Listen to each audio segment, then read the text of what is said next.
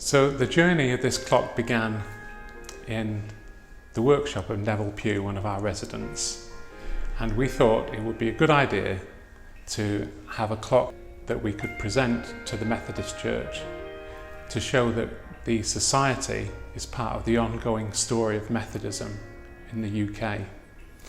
And so we were able to get the clock transported from Neville's house, which is one of the Society's properties, to here at Wesley's Chapel.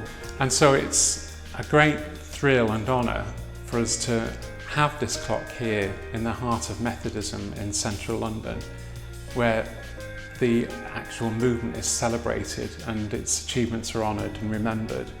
And we're now part of this ongoing story of Methodism in the UK. And now you can follow the rest of the story of this clock as it starts its new journey itself.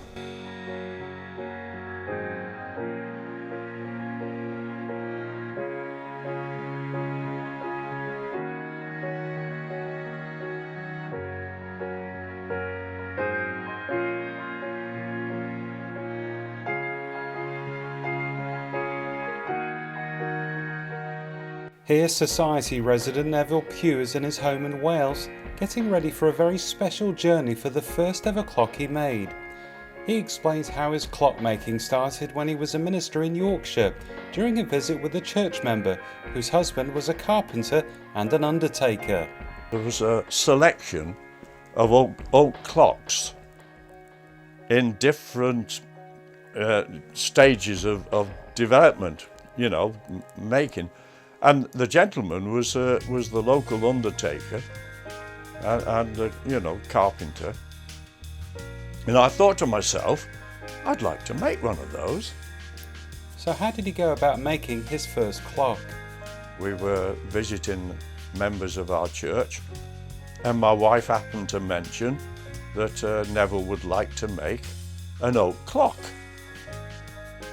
But it's getting the oak. And he said there's a dismantled wardrobe in the garage, up in the rafters. It's been there for 25 years. Said, you can have it. I'm not going to use it. So I took this old wardrobe home, and the result is this clock. Neville says he's getting ready to send the clock on behalf of the Society as a timely way to mark more than 70 years since the beginning of MMHS. It's been displayed there, and I'm in one of the houses of the Methodist Ministers Housing Society. I mean, this is one of their houses, and I appreciate. I mean, we couldn't have afforded, no way could I have afforded to purchase a house when I retired. The next day, Neville is there at the Wesley Museum just in time to help deliver his special clock at this historic place. After Neville makes final adjustments, there's already a crowd anticipating the arrival of the clock to its new home, which will act as a way for people to take time out to reflect on the impact of the past 7 decades that MMHS has helped house retired ministers. Now the clock is safely in its new home, MMHS have had an information panel and commemorative plaque made up and installed. Visitors to Wesley's Chapel and Museum can read the story of the clock and reflect on the Society's work.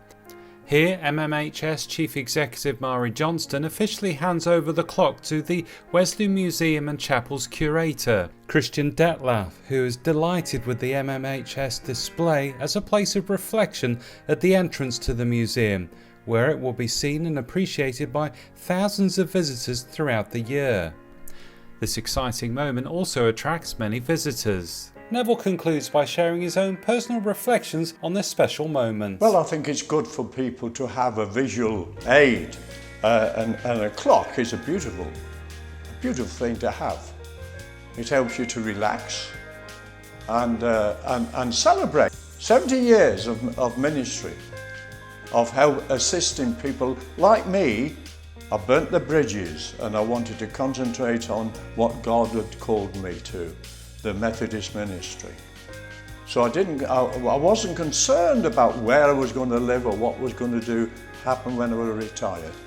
I knew that there would be somewhere for me to live.